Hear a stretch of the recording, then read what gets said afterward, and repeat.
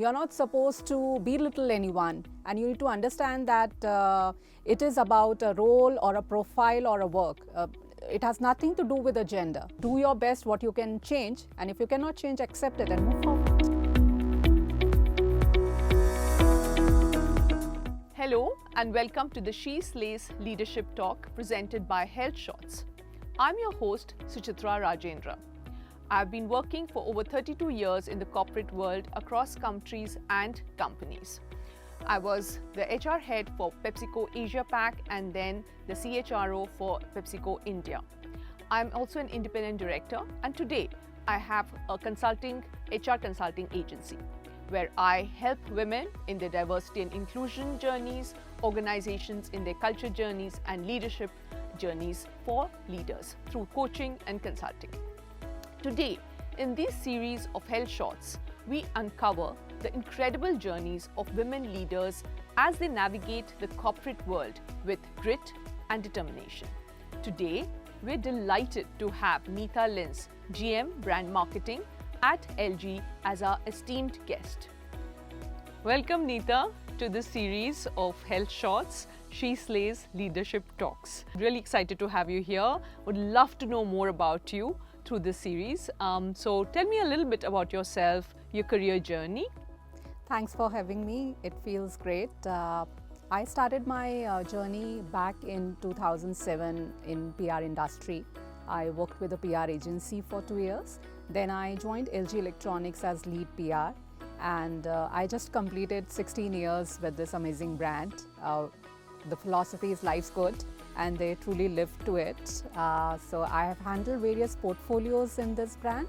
I started with PR, then I handled media planning, and currently I'm lead brand marketing, where I'm responsible for PR, CSR, brand, consumer research. So it has been a very, very exciting journey for me. Congratulations, 16 years. Thank you. Yeah, and great journey, great progress. So, Neeta, we at Health Shots, we talk a lot about, we champion women, and we also talk about biases that you may be coming across, especially in a long corporate career that you've had. So, what has your experience been with biases in your journey? Fortunately, for PR and corporate communications, you would be knowing that this is one field which is dominated by women. Here, men are in minority. Maybe because communication skills are key to succeed in this portfolio, and women have amazing communication skills, I believe in. No offense to men. So I haven't really faced biases as such, but yes, certainly I have witnessed various incidents where, of course, due to a traditional nurturing and upbringing, men had certain reservations about what roles women can do.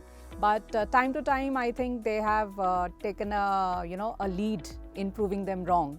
So around me, I have seen very, very successful case studies where women have done the roles which have been traditionally done by men, like sales, or probably a role which required extensive traveling to upcountry areas. So what do you think organizations can do more of to break these biases? Great to hear that in your journey you did not face any, but as you said, in some other careers, women do face. So what can organizations do more of, in your opinion? I believe sensitization has been the key, whether you're talking about an upbringing at home or in office. So with POSH coming in, we can see a lot of sensitivity that there are various sessions done for people across companies on how to be sensitive when you're talking to, especially to an opposite gender. You're not supposed to belittle anyone, and you need to understand that it is about a role or a profile or a work. It has nothing to do with a gender. Right. No, totally. I think sensitization and allowing people to understand both sides of the equation, very important. Coming to another hot topic nowadays about mental health. Leadership, as you know, the growth journey, you must be having late nights or just challenging situations, very tough situations that you've had to overcome. It all adds up, and as well as balancing family, and I heard you have a beautiful son. So all of that together does put a bit of a toll on mental health. So what has your experience been with this, and any tips that you may have for the women watching this show? Fortunately, by grace of God, I've been a person who sleeps very well in the night. So I think that's a blessing, because if you get a good sleep, that means you don't take too much baggage at home. You try to do your best wherever you are, and then you come back and you kind of, have a good day and reflect on your learnings and sleep. But yes, during COVID, like everyone, I faced a mental breakdown. I suffered during second wave. And suddenly it had hit me that, I'm losing people around me. Of course, friends, relatives, your co-workers. So it had kind of hit me. And for the first time in my life, I faced insomnia, because I'm the person who sleeps maybe for 8-9 hours daily. And it was a shock for me. I could not sleep. And it was a very, very tough situation, because in spite of, the people, friends, family around you talking on phone, it was not of help. So I went towards meditation. I tried to, increase my spiritual practices, and I did meditation. It really helped me in, calming my mind, because that time I understood that mind is actually your best friend and it can be the worst enemy. Till the time you face that situation, you think that statement you can't relate to. But yes, sometimes in life, I think you have to handle it. And you don't, because you're not taught in school or colleges about mental health. Unlike, these days, it's a topic which students are learning, but we have to learn on our own way. Right. So meditation, reflection, looking inwards, controlling your mind. I think you've given us very good inputs of how to overcome the mental health and challenges. Any ideas of what corporates could do more of to raise awareness around this issue? Mental health is one of the very, very underrated topic, because as a country we are still talking about how to, look good, be fit, which is very important, of course, your physical health. And we have been, conditioned in a way that you are tough, you can face anything. Or, we have the very patriarchal society. Men don't cry. Boys, come on, you are a boy, how come you are crying? So slowly that is changing, and people are accepting that it's okay to be fragile. So in corporates, we are having sessions where we are talking about that, how to, realize your emotions, what you need to do. So one could have, one can attend these sessions. You can have a lot of joyful activities like, team bonding, which sounds very cliche, but trust me, when you meet your team or cross teams beyond work and you connect with them, then you get to know that, no, I think I can connect with him or her, or, you get to know the other side of the person. So which is good for both of us. So team bonding exercises is also one thing which companies should invest in, because it's very important for people to connect. Gone are the days when people were just working for money. Today people are working for, aspirations, to get to know each other, to get recognized, to connect. And it really reflects on your quality of work as well. So I believe these are few things which corporates can invest in. Okay, that's great. Again, sensitization, connecting with co-workers, making relationships work, building trust and bonds, finding safety at work.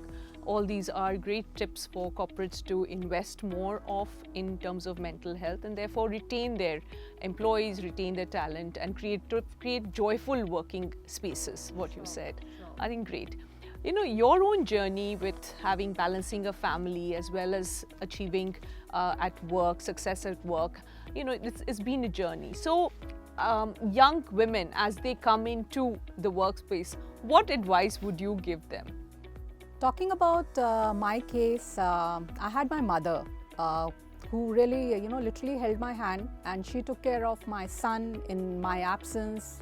And I was, all ready to go and give my best at the work front. So I had my peace of mind, which certainly helped me in giving my best. So I would suggest other women to develop a support system. For everyone, it's not possible to have one set of family who can take care of your child or your family in your absence, but have people whom you can trust, so that you are confident, because it really gives me, a very, very hard feeling. I have some friends who have been amazing workers, but they had to leave their careers because of families. And I still feel that they have this urge that they want to go out and work, but they do not have the support system. So it really, makes me feel very, very sad. So I urge everyone, and I urge, the other generation also to help their daughters and daughter-in-laws so that they can go out and prove them as they want their sons and son-in-laws to do that. So that's very important. Okay, so key advice for young women is to create a network. As far as possible, a family network, otherwise a network who can support you. And of course, ask their husbands to shape up or ship out. Yeah, that's true. Yeah. Yeah, I think husbands, that generation is kind of getting, sensitized, and it's gender neutral roles. So I see the men, picking up the babies and taking them for stroll or cooking or cleaning. So I think the change has already started. But yeah, we need to But a make long sure, way to go. yeah, You're right. Great.